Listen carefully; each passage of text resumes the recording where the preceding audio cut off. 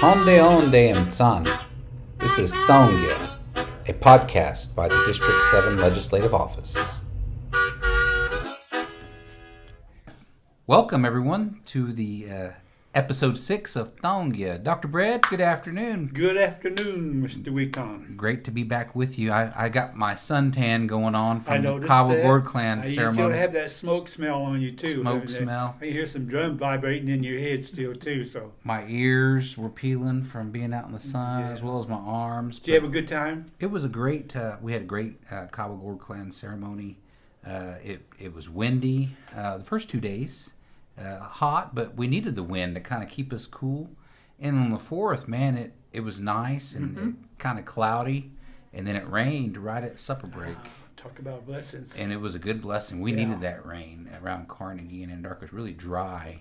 You know, I live in Tulsa. Everything's kind of green, but going down there, I was like, man, this area needs some rain and some moisture. And thankfully, we were blessed on the 4th by people, just being there together, and then at our camp, and it was real peaceful. After the rain kind of came through, everybody went to their camps and ate, and then we had a wonderful processional at 8 o'clock. Nice weather, cool. We just danced away into the evening, and I felt blessed, and I feel kind of like it was a beginning of a new year for our tribe. You know, after the Kiowa Clan ceremonies, we started a new fiscal year, so we're getting right back to work. I'll tell you, many of us out in District 7 were tuned in where we could, and some of the shots I saw on the Facebook page were beautiful shots. I mean, it's like somebody got a paintbrush and painted that. You could probably take the pictures and blow them up and sell them for a good price. But in other words, I could tell that the spirit was good and people were feeling good about it, and the blessings of the rain kind of remind me of the old stories they used to tell with Sundance before it came and get ready for life. Yeah. New things to happen, and it seemed like it fitted in perfect. That piece of that puzzle fitted in one a few times that I can recall. So I enjoyed watching and listening to some of the singing that was going on there. Well, we have a special guest for our episode 6 here today. We're focused on missing and murdered Indigenous people. We've asked Fawn Tsatoke to join us on our podcast here, and thankful for her being with us here at the University of Oklahoma, our partnership here. Fawn, how are you doing today? I'd like for you to just introduce yourself and tell us a little bit about your organization, the work y'all are doing in the communities y'all are partnering with. And it's a very, very hot topic, and it's gaining more and more traction throughout the whole nation. And just tell us a little bit about your chapter, the Kiowa Chapter of Missing and Murdered Indigenous People. Well, thank you all for having me and allowing me to express myself. I'm recovering as well from Guard Clan, of course, and part of the Big Bow family as well. So I was over at Taipei Park prior. So it was a solid week for me to say. Nonetheless, I'm You're tough. Married to a Kiowa man. My dad's a Kiowa man. My mom was Kiowa princess, and then my grandma Elva, my grandpa Nelson, and my grandpa John. Gets me teary-eyed sometimes when I think about them, but they were strong people. So I have a role to fill in several places, and I try my best to uphold that. Not just for myself, but for those ones who are no longer here, and then for the ones that are behind me, so they see, and hopefully one of them one day will be an Auntie Fawn at camp, telling other ones what to do, how to do it, and what's to be done, so that those lessons don't get lost. Absolutely. And again, those young ones are the reasons why organizations like ours exist. There's several throughout Texas, Oklahoma, and Kansas. There's 12 actually. Some are nonprofit, some are 501(c), some are grassroots, like ours. We are grassroots. We are not a 501(c) currently. And we have our reasons for that. However, we still operate and we do what we can with what we got. And as of now, we will be going 4 years into being an organization. We began during COVID in April. And it's just really flourished as far as the work goes, because what it originally started out to be was to help find missing teens, runaways, things like that. During COVID, if you can remember, everybody was closed in. A lot of things were happening behind those closed doors at times, including kids running away, sexual violence and harassment, things like that even rose. And that's actually what caused us to exist and be what we are now. And even though it's missing and murdered Indigenous people, it doesn't stop at that, because what I found out and what it is now since then, those beginning times, is we're an in-between, or a bridge, if you will, for our local Native communities and law enforcement, between local Native communities and the Bureau of Indian Affairs, between us and Legislator, between us and the state capitol, because there's nobody to help put them in contact. They don't know where to go. They don't know who to turn to. They don't know what to do. And sometimes there's nobody to answer those questions. And that's where, where they'll say, well, call Fawn or contact the chapter or email or, whatever they have to do. And if they are in another area, and if another chapter hears of that, they'll put them in contact with us. So we network together with other chapters still across the 3-state span, as well as Nebraska. We've gone to events in Nebraska where a Kiowa young Kiowa man was murdered by law enforcement, and he hailed from Zoltone, and he ended up murdered in Nebraska. And there's things like that people aren't aware of. And during this process, I myself found out of a relative who was murdered, a woman who was murdered in Mountain View, in the 1940s, and we found more and more with our Kiowa tribal names that were Kiowa tribal members, that lives were taken in Alaska. I mean, and it's just I don't want to say it's amazing in a good way, but it's often sometimes jaw dropping to realize we were never told of certain things. I was never warned or forewarned of this kind of stuff, not this way, not at this angle. And I believe it's time now, and like you said, it's grown, that people are beginning to see those reasonings as actualities, like, oh, I really do need to be aware when I go to get groceries, even in Carnegie, even in Apache, even at this back road 4-way. Up north, they have the man camps for, their minings or their drilling or whatever it is they're doing. Here, it's for our windmills now.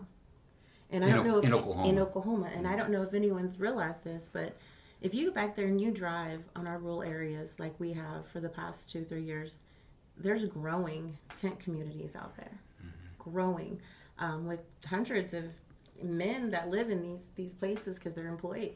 And is that bad? No. Is it dangerous to a certain percentage of us? Yes.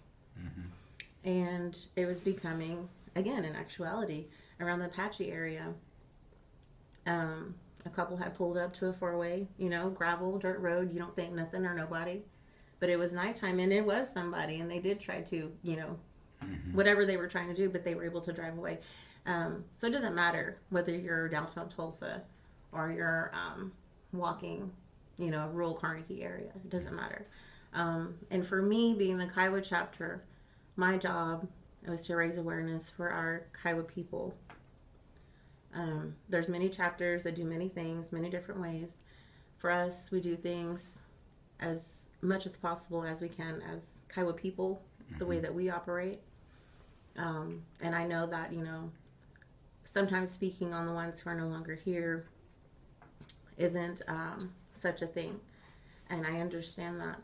But when there's families who are grieving or who are hurting, who doesn't know who took their loved one, who were taken in these manners, I feel as if that's okay to do, as well as long as you have permission from the families. So I know that that's been a thing. I've heard it said before from, different areas and different people. For us, it's a way of respect and remembering, and letting the family know that they're not alone. They're not suffering alone. They're not at home crying alone. As you can imagine, being that mom or that dad or that grandma or that grandpa or sibling, how tragic it must feel and desperate at times. But when you have somebody who's saying their name, bring awareness to what happened, it takes that ease, it takes part of that depression, it takes part of that off of them, and allows them to express it in a different way. You know, therefore, another life isn't, sadly forgotten about. And I don't know how many times we've had family members come up and just thank us because they can't do it yet. They can't do it themselves. They don't know if they ever will be. But, they support us in different ways, gifts, money, words, prayers. And those are the reasons. And I learned early on not to be too voiceless about what I say when it comes to the families. I keep that to myself and to the group or to who it pertains to as far as those announcements. Because sometimes the families are get overreached too as well. And kind of adds on stress. Yes. So I've been directed of that, and they'll say, we're gonna, we'll let you know, and we'll do this and that, and they still support us. So therefore, I try not to announce that, this family's donating this amount in this name's family, because then they feel like they're gonna get approached by other organizations. Well, would you like to help us in honor of that? And that's not what it's about, So I try my best to stay away from that kind of activity and just to remind everybody that it's about the families. I'm just a voice. I'm nobody. That I had experiences with this, and I could have been a statistic. However, I was a strong little girl, and I made it through my situation, which I've actually talked about on a different podcast. And basically, it was what got me and pushed me more in the beginning to even go forward with this. Because once we were asked, I waited a few weeks. I prayed about it, and I took my time with deciding. And what I had realized was I myself, if I hadn't have jumped out of a moving vehicle when I was 8 years old, I don't know where that man was taking me, and I don't know what he was going to do to me. But I was taken from my home in Red Rock, actually, the smallest community you can think of. So things aren't specified areas. It could be anywhere in any of our Native communities at any time. And not only that, growing up, the people around me began to be murdered, these young girls. Dusky Murrow, she was 19. She was one of my really good friends. She was murdered in Oklahoma City. Lena Bohe, I went to school with her at Eisenhower. My dad actually preached at her funeral, and she was murdered in Lawton, Oklahoma. Cindy Caldwell-Colley, she was my sister's best friend, and she was murdered in Carnegie, rural Carnegie. And my dad preached at her funeral as well. So those three, and with what happened to me, motivates me to continue to try what I can do as best as I can. I had just finished up all my sciences when I was going to school. I was about to be done with my BSN, and last minute I switched.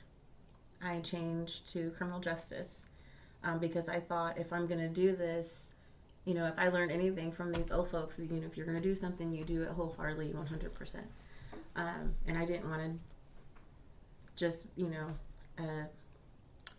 dilly-dally with this, because it's something super important. And when I realized how important it was to not just myself, but to the families, I wanted to take it more serious. So the chapter itself led me to changing to criminal justice, therefore going through with my CLEAT certifications. I went through all levels, and so I've achieved private investigator, armed PI, armed guard, and currently bail enforcer. That was my latest one as of January. So, that's phase 5. I can be deputized if needed, and things like that. And that helps me when I'm doing these cases. Because if you have a warrant and you're holding a 15-year-old and you're 19, right, 21, your girlfriend, no matter what, and if she's been reported missing, and if I get hired by a family, I can go in. He's got a warrant. I can take him, and I can get her. It just comes in handy when there's situations like that, because in Anadarko, we do work with law enforcement. There was a girl who was reported missing. her family reached out to us. We went there, and I contacted the other local chapters. At the time, there was several of us, and we all went to Anadarko, and that's normally how it would go for a search. And then we lay out where we're going to search first, and then we'd all hit the areas.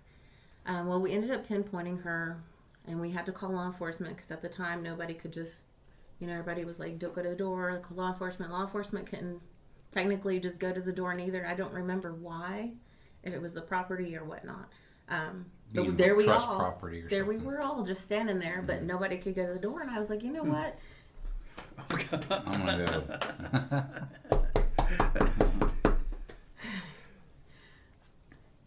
And it just did what hey, she's in here. We know she's in here. You need to just have her come on out because this is about to be a big thing. Do you want this to be a big thing?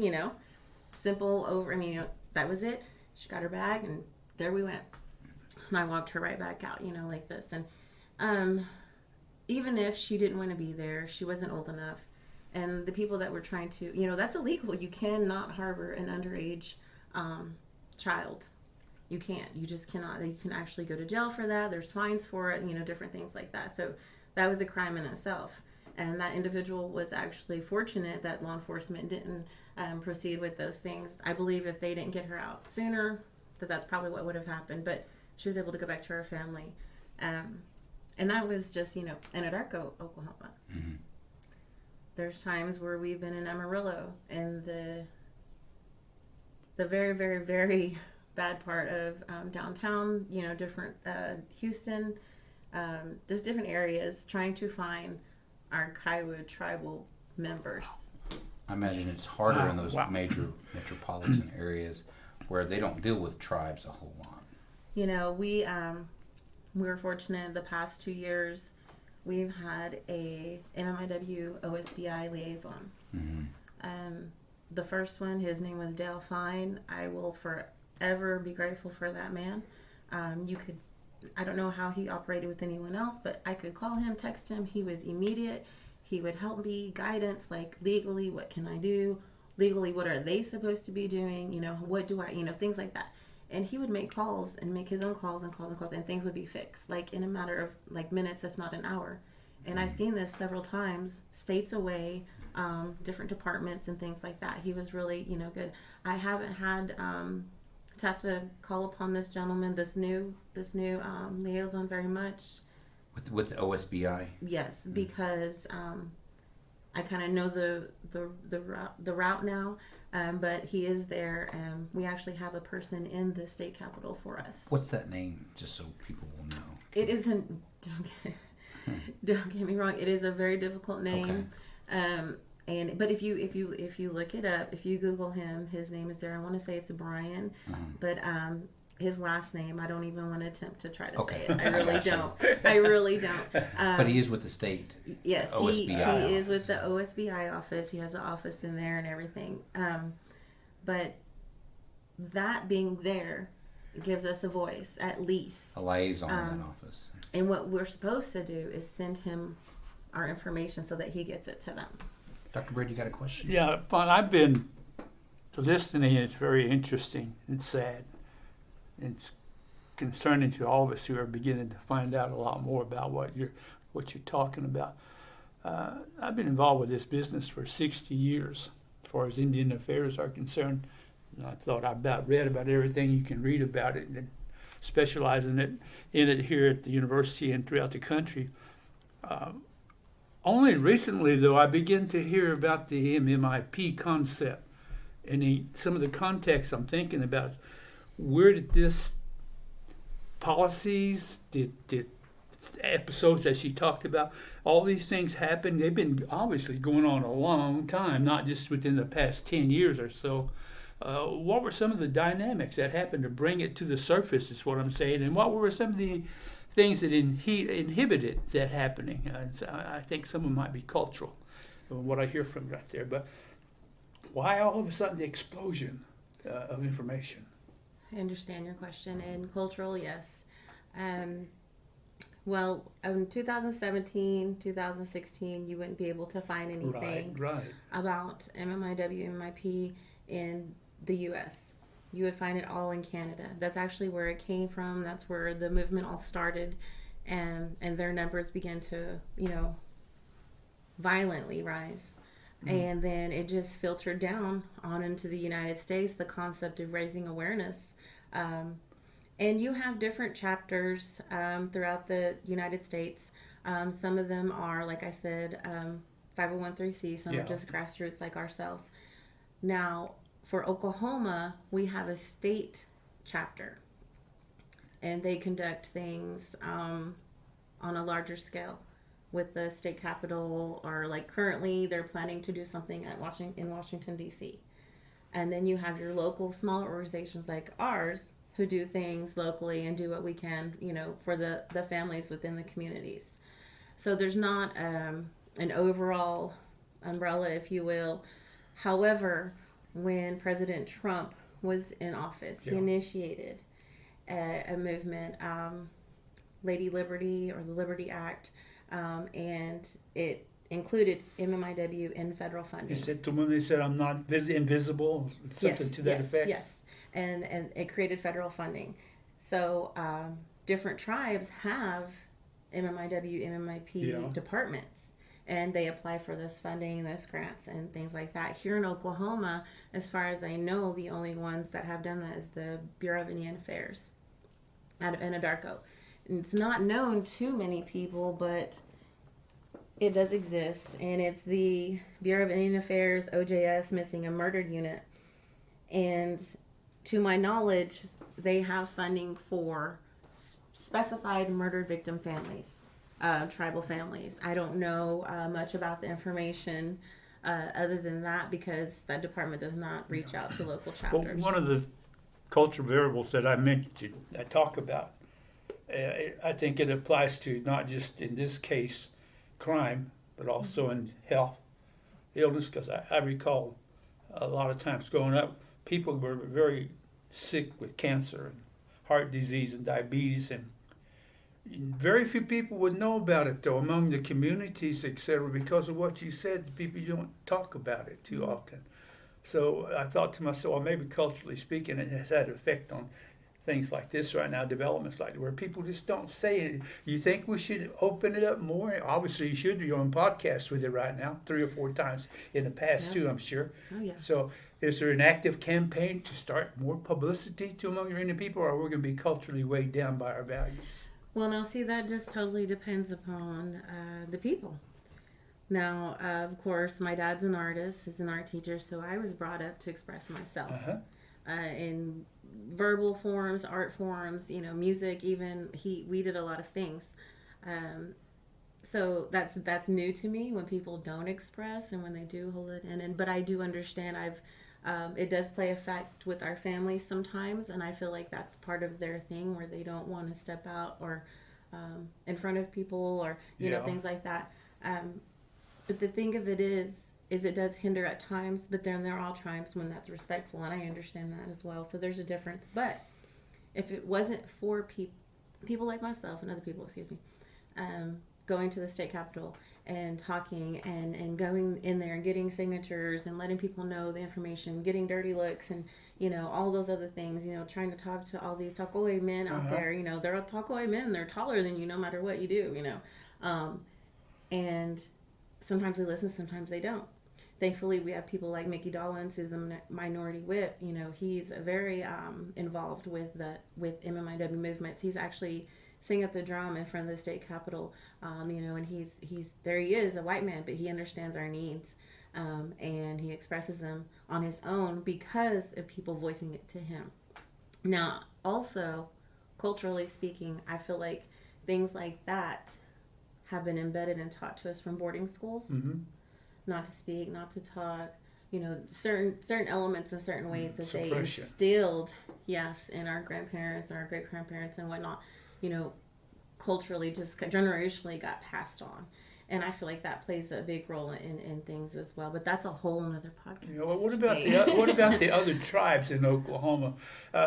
You talk about some white people being able to do some things, with this in this day and age with all the political activity we were experiencing nationally, statewide, even within the tribes. What about partnerships with other tribes in terms of generating some kind of publication or movement of information, like what little we're doing on podcasts right now? What about There's a lot actually in the state of Oklahoma. We do a lot. Like there's National MMIW Day of Awareness is May 5th, and we all go to the state capitol, and you'll see all your chapters there. They're always doing work. Unless you're, unfortunately, social media gaps who gets to see what's going on, because the newscasts at this point, from my experience in Oklahoma, has kind of dimmed down on shining light on what we did. They used to show up all the time. I know my first year I did 7 interviews for different news stations from all over. I spoke at different colleges in Texas and different places over the topic. So other than that, like social media, if you don't have it, sometimes you're not aware of what's going on. But there are chapters that have offices. The Comanche Nation actually has a department, and they just hired somebody to run that department for them. I don't know how that's going to go or how it's going right now. But it's a constant job because it never stops. Well, I just hold up 2 fingers, not a peace sign or anything. You mentioned Comanches and Kiowas. 38 federally recognized tribes in the state, and there's 2 chapters. No, there's different ones like Noise. That's an Osage organization. The Ponca tribe did have an MMIW organization. I don't know if they're still current. There is, let's see, the Oklahoma City chapter, Central Oklahoma. She's Iowa, and the Comanches and the Kiowas, of course. And then I don't know about any other chapters that have been started since then. The Choctaws have Chata. They have their organization. But the newer ones, since we started, don't really network with the core original chapters. Everyone just kind of started doing their own thing. There was sort of basically a protocol in the beginning, the first couple of years. But it just kind of got overwhelming because so many people wanted to help or express or do different things. I wanted to be the first chapter to be brought in by a tribe, but I expressed that 3 years ago, 2 years ago, and there's just a lot of I don't know what, but we're still a grassroots, and Well, several years ago, you mentioned a gentleman I don't mention too often, but you know who I'm talking about. President at one time of the United States. Set several ground policies on missing indigenous people. If I'm not mistaken, what little I've looked at it before, you talk about the Savannah Act in Canada as a result of Canada brought, and like you said, passed on down. And then the Savannah Act was actually originally it was named a different act. The reason and that had to be rallied for a second year after it had already been rallied for the first year at the state capitol. That had nothing to do with Canada's Savannah's Act. I'm not Savannah's Act, but the act here in Oklahoma, there's called the Casey's Alert. Savannah's Act, it doesn't even Oklahoma needed its own. So, like seeing different things like that from them, I think helped affect it. But like we had to come up with our own because we couldn't depend. So now you have your Casey's Alert and you have your Ida's Law, and those things were initiated by people again going and rallying in the capital, getting signatures, going to their local, talking to different ones. And whether we want it to be political or not, it is because it has to be, because that's there's no other way around it. And with those 2 things in Oklahoma, and I keep saying this everywhere I go and speak, especially here in Oklahoma in our area. Know Ida's Law. If you're Native American, you need to know Ida's Law. You need to know your rights as a Native American in the state of Oklahoma. And you need to know about Casey's Alert. You need to know about those things because they affect you. If you're between the ages of 19 and 58 and you're a Native American and you go missing with questionable circumstances, we can actually initiate an alert that will come across your phone or your TV just like an Amber Alert. But it's only for 18 to 59. So there's still work to do for the younger ones. There really is so much going on in the state within the past 4 years alone that it's overwhelming and it's hard to keep up with at times. I myself have so much work in that there's no funding for it for me. There's so much, but there's no funding in it for people. So I know for now I can exclude at least 3 or 4 people who started doing those things, that got those things rolling, who aren't even in the work anymore, because there's no support, because there's no funding, because after a while you have to stop. After being told so many stories or hearing so many things from these crying mothers, these crying fathers, these grieving people who, I always refer to Cindy, and I always will, Cindy Kalakale. We still do not know who murdered Cindy in Carnegie. We don't know who murdered Cindy in Carnegie, Oklahoma. Like, we don't know who murdered her, and we don't know why she was found with no clothes on 2 miles from her home. Things like that is why you have to support, for reasons of Casey's alert, for reasons of Ida's law, because those things, if they're non-existent, then we don't have, there's no help for us. There's no help for us. That's it. That's the end of it. And I know for a fact, our chapter has had to have had to contact the OSBA liaison to have a Casey's alert activated for tribal members this year alone. Mm-hmm. And I don't know, that's on the news. So I don't know if people see those things or whatnot. And if you're looking, I'm going to be really honest, if you're looking to the Kiowa Tribe of Oklahoma page for any of our information, you're not going to get it. You may see a missing persons flyer or something like that, but for whatever reasons, there's not a good working communication between us and them. I wish there was, so that we could have more information out, so that I could do more things. But web pages, web designs, everything costs funding. So the work is out there. Finding it is like, you're gonna have to Google it or know people. One of the reasons I mentioned this, we'll go back around to where I started. The intention behind my question, as far as tribal governments get actively engaged, and you just mentioned yourself about, are there tribes that have active organizations or institutions within the tribal government that actually engage in this type of activity, because it's critical to the need of our people? But yet it seems like they don't pay much attention to, except if there's federal funding from the government and to the Department of Interior, or wherever the case may be. So I was just wondering about a consortium of tribes that can get together and try to initiate something that's a little more productive for everybody included, other than just a few people here. Sure. And the question ultimately comes up, why doesn't the tribes get more involved? Why don't they? And I know people don't want to talk about it because it carries with it some burden, etc., some other stress, but it's got to be brought out in the front so that people who are our listeners can understand what's going on, and that we need to give more attention as tribal citizens to our government people, tribal government. We need to ask our legislators, why can't we do something about it in law, in our policies? Why can't we ask the tribal chairman? So some stuff like this needs to be initiated, even though it comes with a high political... Yeah, Man, I tell you, I'm I sorry. was going to ask that question here. What has been done? I mean, have you approached I know we've talked just recently, but have you approached the executive branch about finding funding? Multiple times prior to this new. Prior to this current administration? Yes. Okay.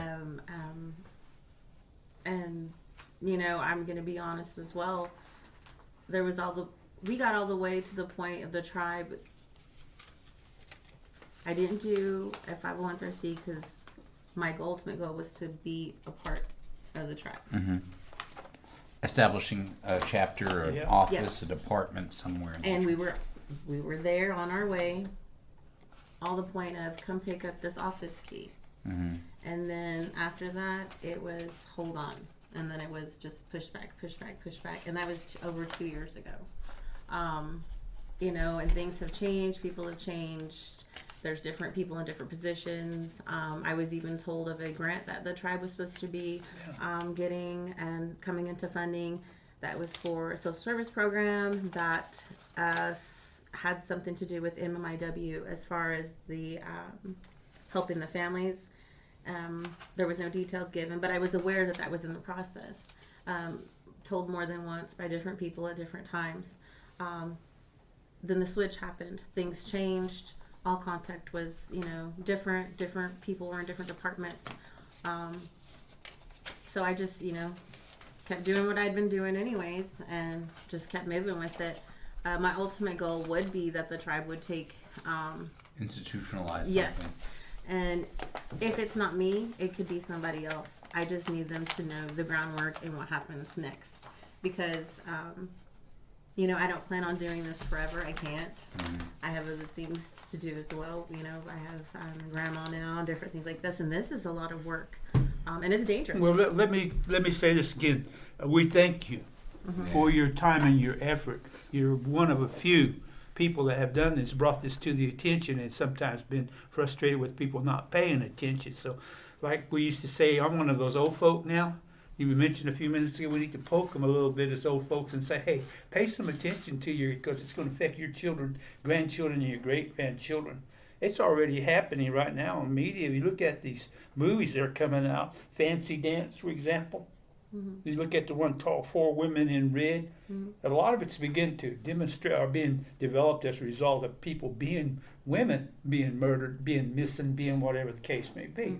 So like it or not, our children are getting exposed to it a great deal. And we're not doing too much enough to inform them to do what some people told you to do when you were 8 years old or so, etc. So I'm encouraging the tribal government, to look into the matter as far as bringing some permanency to the concept, not just a lot of lip service right now. Yeah, It might be time to review and establish some sort of law, and then support that with a budget appropriation to find some funding from tribal funds that could be utilized for MMIP support. And so I'd be willing to kind of sit down with you more and more and kind of carve that out. What are we talking about? What's the budget look like for that? What's the need? And then figuring out how we carve that money out, because that's one of my responsibilities as a legislator, is trying to meet the needs with our budget and appropriating that budget, and then passing laws, resolutions that support our intent for where we want to go in the future.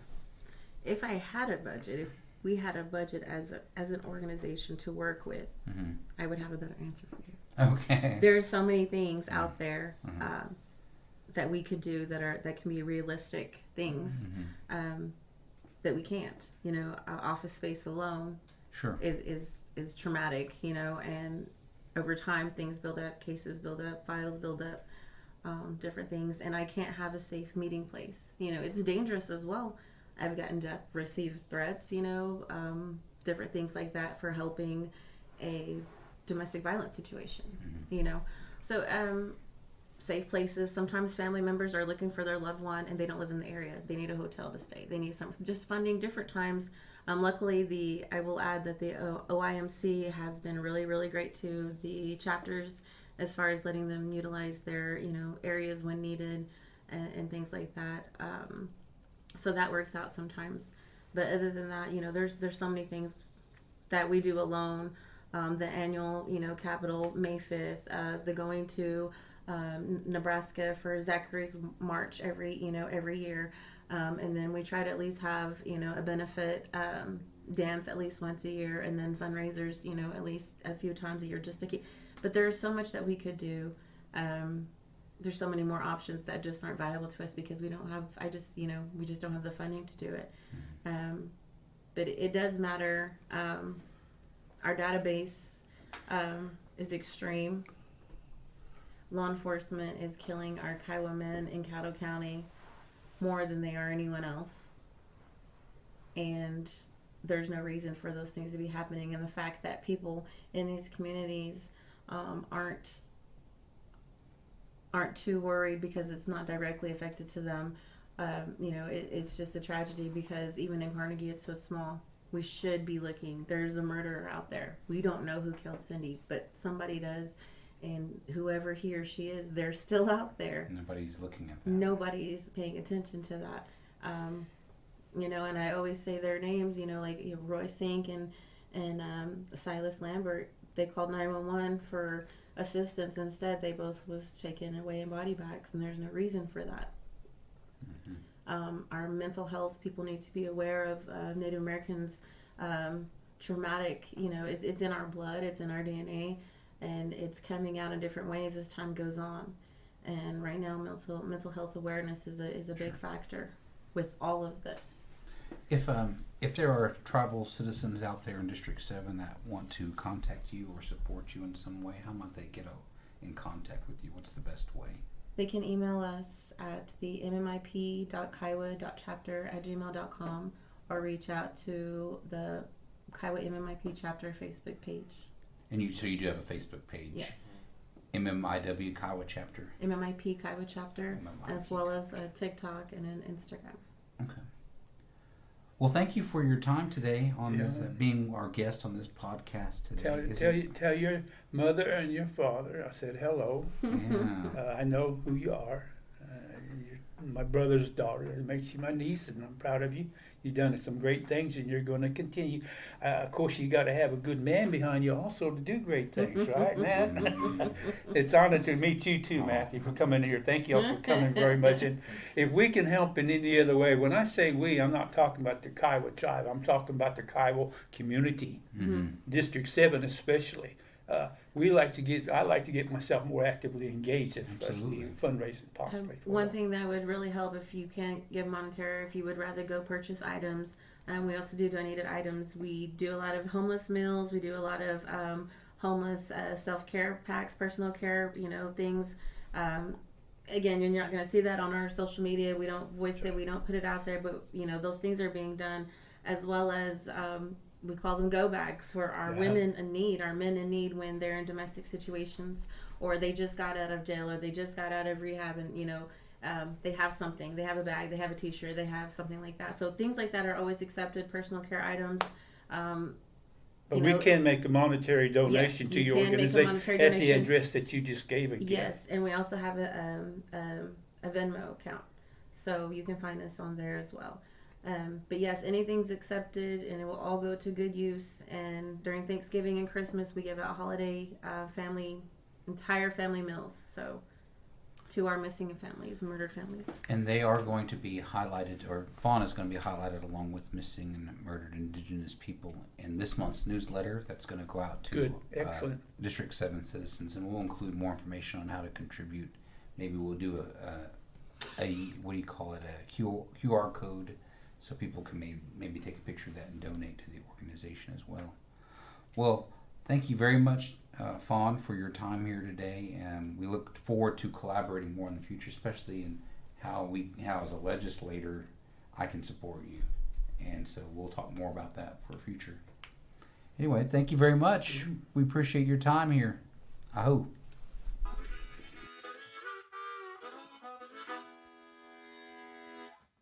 Have some Kiowa phrases. So thank you, Fawn, for agreeing to help me out. You'll be my student here, and we're going to read through each phrase, and I'll tell what each phrase means. So, Fawn, if you'll repeat after me, we'll go with our first phrase. Honde onde en bon. Honde onde en bon. And the response is ha am al. Ha am al. One more time, that phrase is honde onde en bon. Honde onde en bon. And that phrase means how wonderful it is to see you. And the response is yes, you too. Ha am al means yes, you too. So I'm gonna say that phrase to you, Fawn, and you'll give me the response that's written up there. So this is saying how wonderful it is to see you. Honde onde en bon. Ha am al. Ha. All right. The next phrase is how wonderful it is you came. And it goes, honde onde em san. Honde onde em san. And one more time, how wonderful it is that you came. Honde onde em san. Honde onde em san. And the response, just like before, is ha am al. Ha am al. Ha, it's all ha. So, Fawn, I'll say the phrase, how wonderful it is that you came. And then you'll say, yes, you too. So, if you'll respond to that question, honde onde em san. Ha am al. Ha am al. It's all ha. And the third greeting is, how wonderful it is to have met you. And if you'll repeat after me, Fawn, honde onde em k'ate. Honde onde em k'ate. Ha, it's all ha. That means how wonderful it is to have met you. And we'll say it one more time.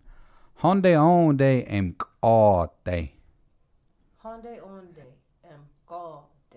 Oh, and the response is ha na'al. Ha na'al. Ha na'al.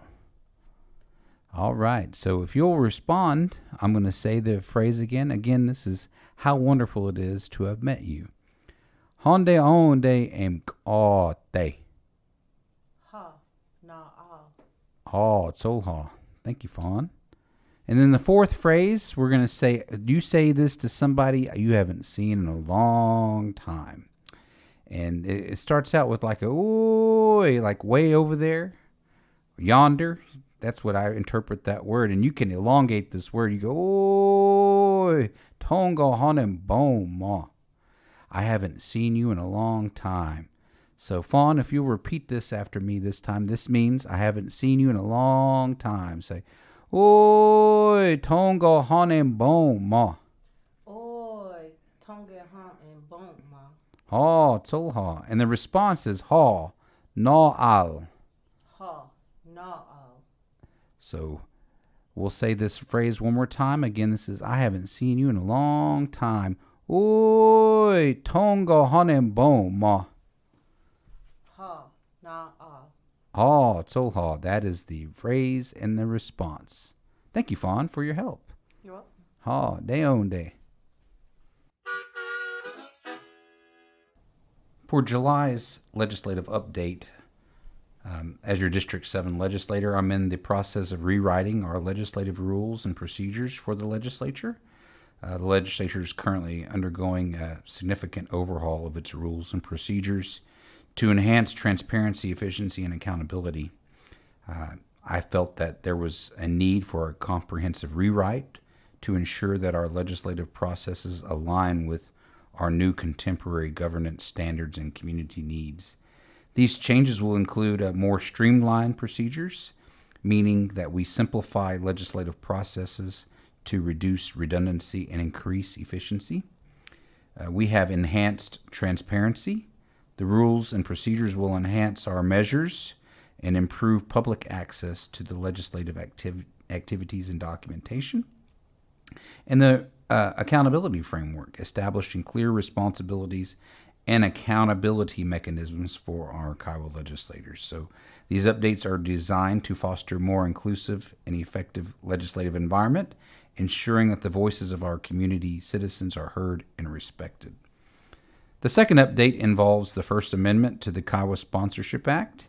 It's a work in progress and creating a draft for the First Amendment to the Sponsorship Act, which aims to clarify eligibility criteria for Kiowa organizations seeking sponsorship, traditional societies, and Kiowa churches within the jurisdictional area.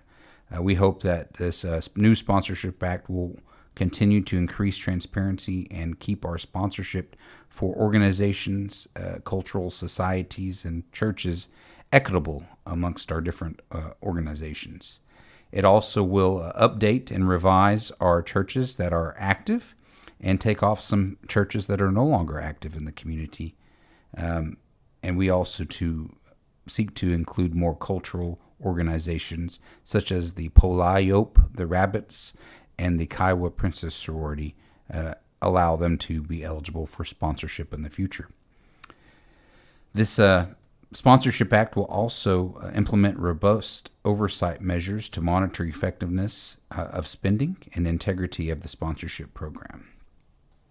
The third update I'd like to provide our citizens is on the collaboration between the Kiowa Department of Natural Resources on hemp regulations. In collaboration with the Natural Resources Department within the tribe, our legislature is seeking to establish regulations for growing hemp for textile production, not cannabis.